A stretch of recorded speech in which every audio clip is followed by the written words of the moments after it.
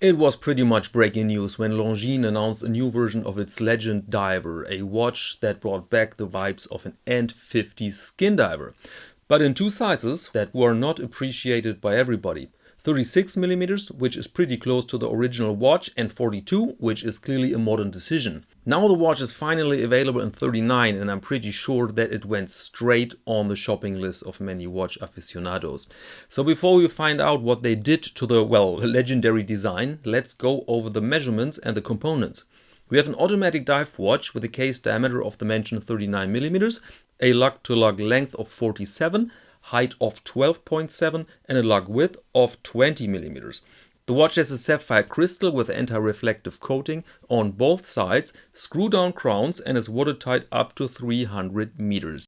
Movement is the Longines caliber 888.6, which is basically an ETA A31L11, regulated to COSC parameters. It has a rather unusual beat rate of 25,200 and a power reserve up to 72 hours. Main function is of course that inner bezel connected to the upper crown. You can now choose between two dial colors, blue and black, and some strap versus bracelet options. And the price for the steel version is 3,500 euros with VAT or 3,200 US dollars without VAT. So what happened here? Did they just scale the watch down like an image where everything shrinks proportionally? Answer: no. They have redesigned many parts of the watch, for example the hands. You might see that they added more contrast by adding material. We see more width, more depth, and a new tip on the second hand too.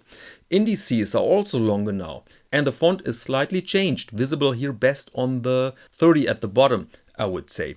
And of course we have now the debate which one is the optimum, the big or the 39.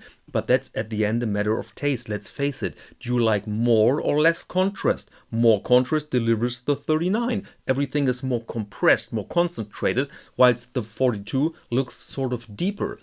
And then we have another finishing of the case.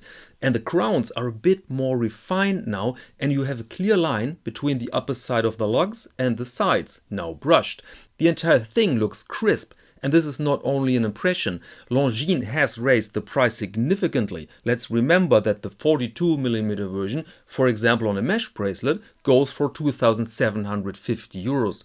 The reason is indicated with a more advanced watch, with improvements. So mainly the mentioned finishing, the upgraded movement, upgraded to COSC precision, and certainly that Beads of Rice bracelet. Next question, date or no date? The 39mm comes without a date, and I hear sighs of relief now because the no date version was always way more popular than the regular 42mm with date that is currently available.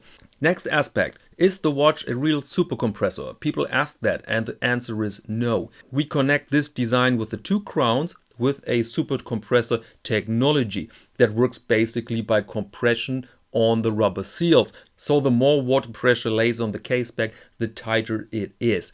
This was a hot improvement during the 50s, but is from a technological standpoint not longer necessary, and it is not connected to the second crown and the inner bezel. Here you have a well-made case with a regular screw-down caseback that has an optimized fit though, so that the diver on the back is well aligned. Another tiny improvement is, by the way, that our diver now wears a watch with two crowns. So, conclusion. If you like the brand, if you like the model, then now you have an entire shop. I think the decision for 39 is spot on, but I also find this price not entirely justified. It might add to the cost when you overwork a design that on the other hand had already existed. And finishing quality, bracelet and COSC regulation don't come cheap, but can these aspects sum up to 700 euros? I'm not sure. And with that little doubt in mind, I'd like to close this episode. Thank you very much and see you next Monday to Watch of the Week.